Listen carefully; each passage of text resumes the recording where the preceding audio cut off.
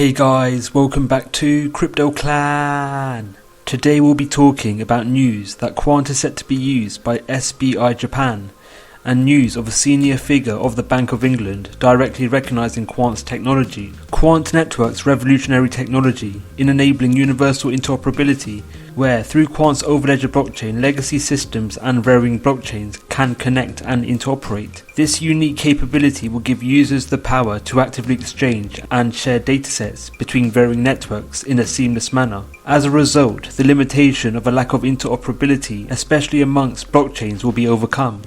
This unique characteristic has led to a number of organizations and enterprises actively leveraging and implementing Quant's technology into its framework. One such example is Quant's partnership with Jiangsu Hoxin Blockchain Research Institute, which is the first state-owned research hub dedicated to exploring blockchain technology for the Chinese Ministry of Commerce. With the Chinese government actively seeking to improve blockchain infrastructure within China, Quant Network's ecosystem would be an ideal platform to enable the active connection between blockchains and legacy systems alike. These factors will lead to improvements in the ability for data to be seamlessly exchanged between systems which ordinarily would be inoperable. As well as this exciting initiative, the CEO of the Japanese branch of the SBI Holding Group has stated that Quant will actively be used for the company's FX business and for the financial services crypto asset business. Technology like the Quants and other technology or systems can be utilized for our FX business or for our crypto asset business. SBI Holdings' FX platform provides the potential for foreign exchange market participants, namely banks, securities companies and business corporations, to take part in FX trading. SBI's FX platform is a liquidity marketplace which enables full transparency for participants partaking in FX trading. SBI's partnership with Quant in this instance may lead to improvements in the ability and efficiency for datasets associated with forex transactions on SBI's network to be actively communicated between varying stakeholders. Furthermore, the capability of interoperability provided by Quant, SBI's FX trading platform may leverage blockchain technology to aid in the immutability and speed of actions conducted on SBI's forex platform. This factor will lead to improvements in the ability for datasets to be actively exchanged, be it between legacy FX platforms or a potential blockchain-based platform. SBI is also set to leverage Quant in its digital asset crypto business. SBI's crypto asset business involves crypto asset mining and SBI Crypto Investment, which invests in digital asset startup companies.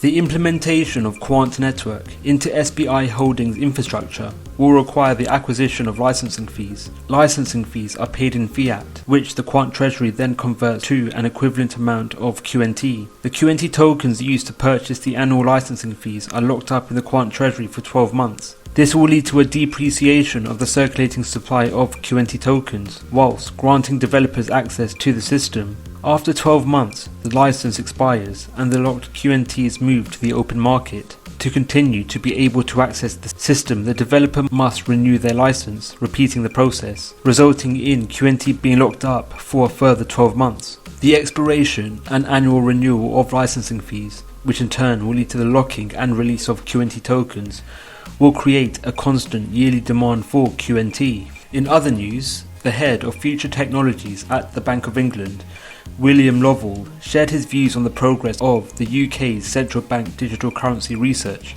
Lovell stated that the Bank of England is actively exploring the case for a possible central bank digital currency. Lovell outlined reasons as to why CBDCs may be the best option, especially with society not using physical cash as actively. Lovell stated, in 2017, electronic payments overtook cash for the first time. The volume of electronic payments has only grown since then, with the pandemic accelerating a trend that was already there. Lovell also outlined potential security and privacy worries members of society may have in regards to a CBDC, as well as Lovell articulating his views on a potential UK-based CBDC. Lovell is openly aware of Quant's technology and actively spoke about the network, which is a network of networks of blockchain, which is an interesting product. Tech company unveils network of networks to solve blockchain's interoperability issue for trade. So this is a firm called Quant Network that have launched a product called Overledger. Now, I had a preview of this from one of the people from Quant a few weeks ago before their headline presentation at Cybos. Okay, so this is quite an interesting product. The idea is it creates common language that sits across different blockchain networks and potentially creates a connectivity backbone. They are pretty confident that they can link transactions that start on one blockchain platform and move over onto another. I know that they're particularly interested in trade finance space because, as the article notes here, there are several competing consortia and competing platforms. And I think they're pitching to be able to join these together.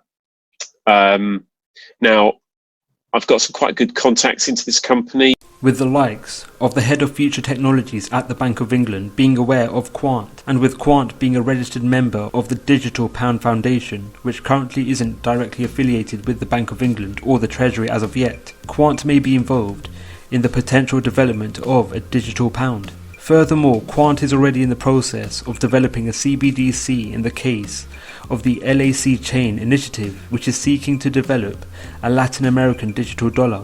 Quant may be a viable candidate to actively participate in the development of further CBDCs, whereby, in this case, a digital pound. What are your views on Quant? Do you think Quant would be an ideal platform to build a digital pound? Let us know your views in the comments below. Thank you for watching the video. We hope you enjoyed it. Don't forget to like, subscribe, and click on the notification bell. Let us know your views in the comments below. Thank you for watching, and we'll see you in the next video.